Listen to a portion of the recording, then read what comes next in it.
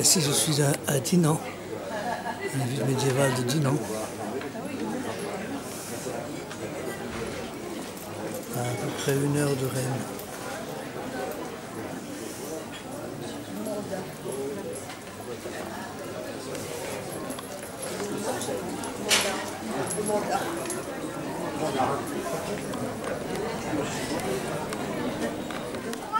Ici c'est la tour de l'horloge, érigée vers 1507. Et la reine de Bretagne avait autorisé la pose d'une cloche.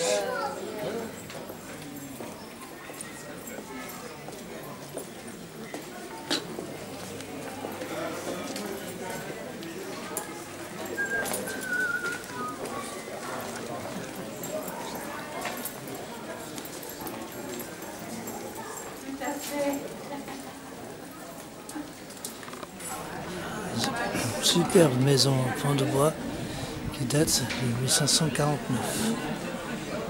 J'ai fait un hôtel à l'époque.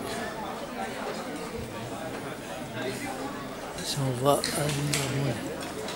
le détail de la maison.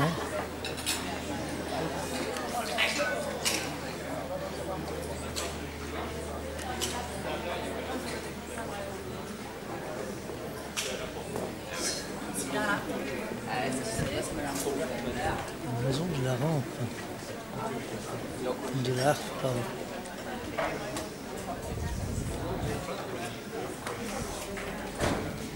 La tour de l'horloge. La rue de Saint-Lucie est la rue de l'horloge.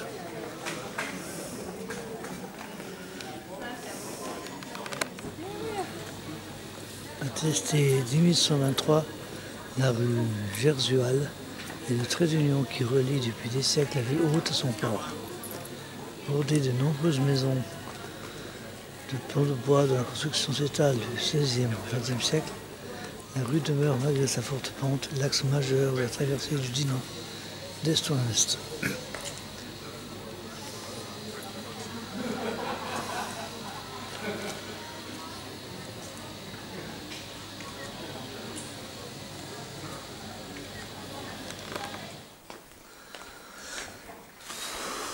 Je descends la rue là.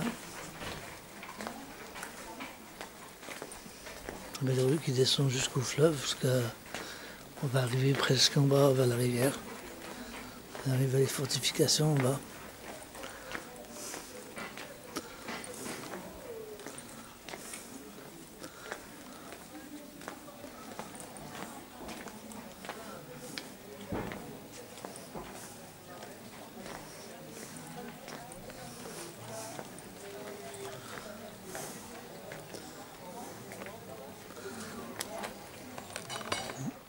Au bas de la rue.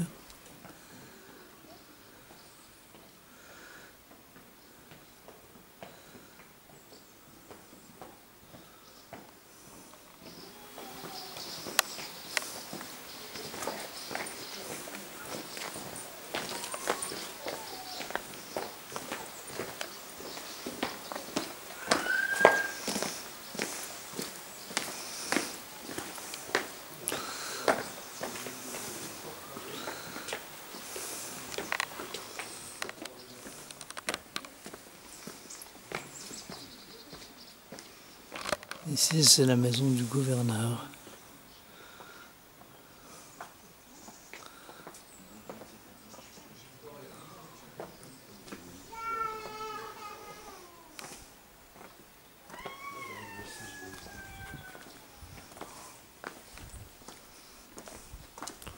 Bâti au XVe siècle, la maison du gouverneur se compose de 2 corps de bâtiments perpendiculaires. C'est l'une des rares, avec la mer Poncelle, à présenter 3 côtés de pans de bois. Il est aménagé sur 4 niveaux avec un rez-de-chaussée divisé sur 3 pièces. Une cuisine, une boutique et un grand entrepôt.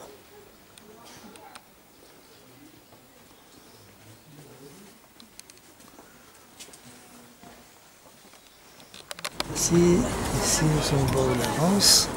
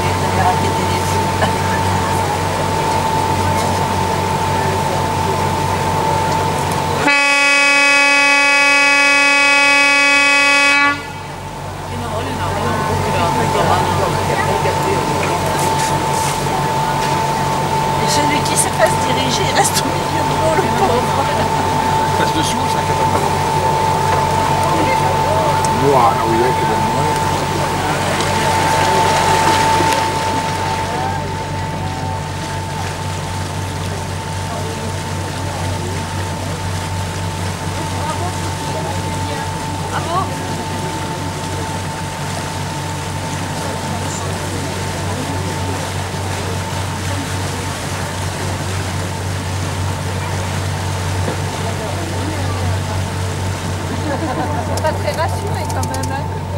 Bonjour mesdames, bonjour messieurs, bonjour les enfants et bienvenue à bord de la vedette, le Jamon 5. Jacques le capitaine et moi-même sommes très heureux de vous accueillir à bord pour une heure de mini-croisière. Et je lui laisserai la parole pour les consignes de sécurité. Autrefois, les bateaux, les chalands de la Rance remontaient à la voile de Dinard-Saint-Malo jusqu'au petit port de Plouer-sur-Rance, un charmant petit port juste avant Dinan.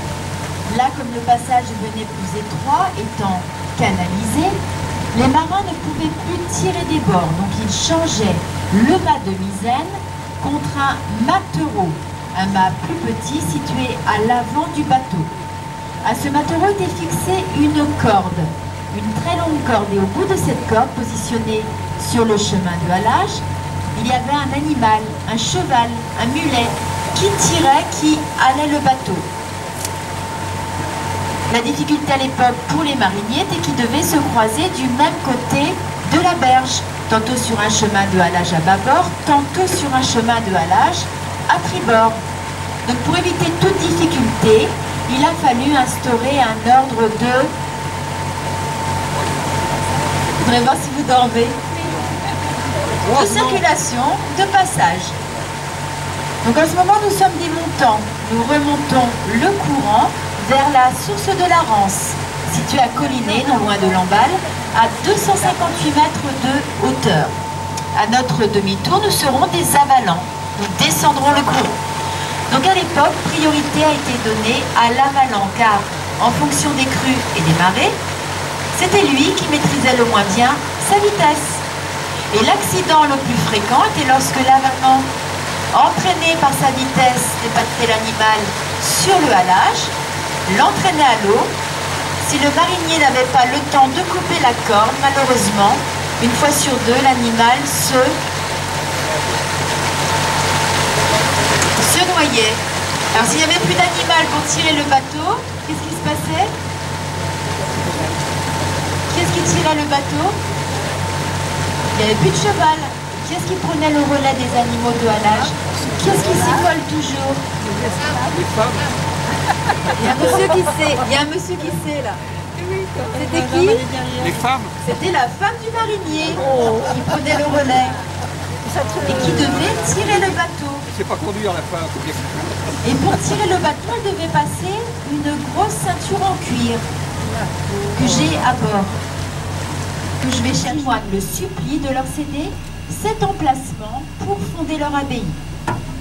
Le roi accepte, mais la raison pour laquelle les 6 moines voulaient absolument cet emplacement précis pour fonder leur abbaye, c'est qu'à l'époque, à l'emplacement du petit pont de Léon actuel, que vous allez voir dans quelques instants, il y avait à marée basse un passage qui se découvrait, un passage à gué, un passage à pied sec. Et les moines taxaient toutes les charrettes qui y accédaient. Ils sont devenus immensément riches, attendez, et avaient des terres 80 km à la ronde.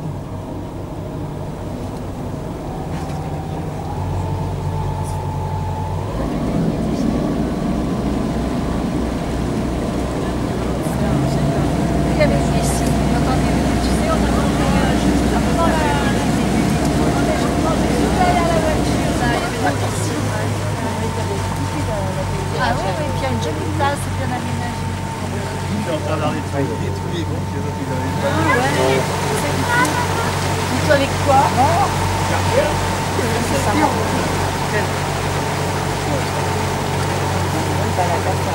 C'est joli hein, quand on marche bien ou en vélo.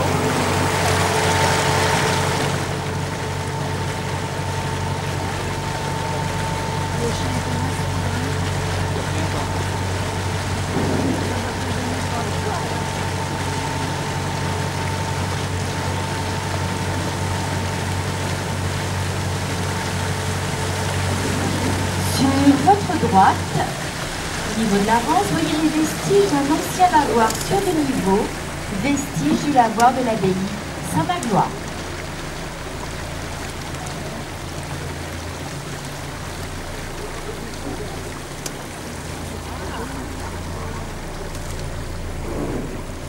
À présent, nous sommes au pied de l'abbaye Saint-Magloire, avec à droite l'hostellerie des moines. La grande pièce en dentelle de granit, c'est le réfectoire, et la grande tour carrée, dans le jardin, c'est le coffre-fort des moines. Imaginez un peu l'immense fortune des moines de Léon pour avoir un coffre-fort d'une telle dimension. Ils avaient d'ailleurs aménagé un passage secret, un passage souterrain qui fait tout le jardin et débouche dans la rance pour échapper aux voleurs. Je vous montrerai tout à l'heure la sortie du passage secret des moines. Accès les charrettes. À partir de cet endroit, le chemin de halage que vous avez remarqué sur votre gauche sera désormais positionné sur votre droite. C'est aussi le passage de l'ancienne voie gallo-romaine Rennes-Corseul.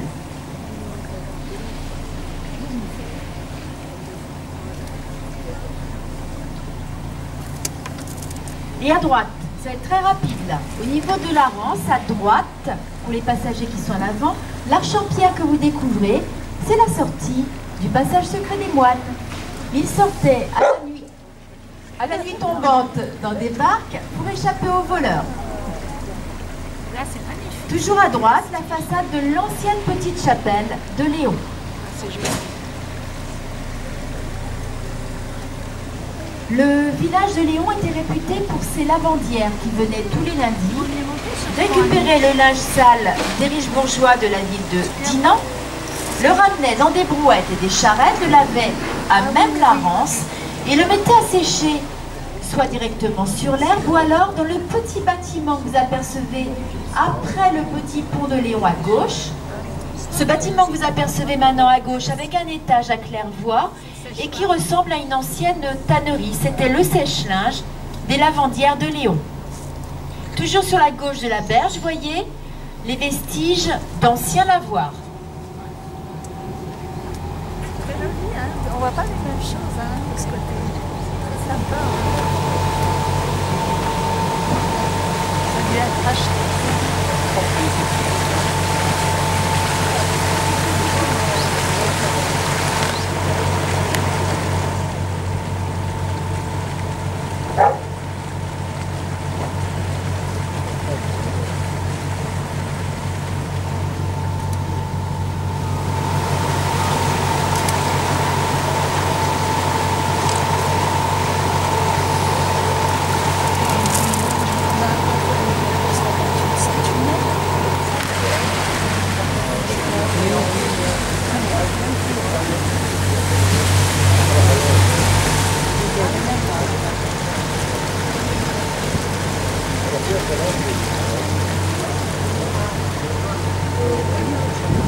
Elle est belle cette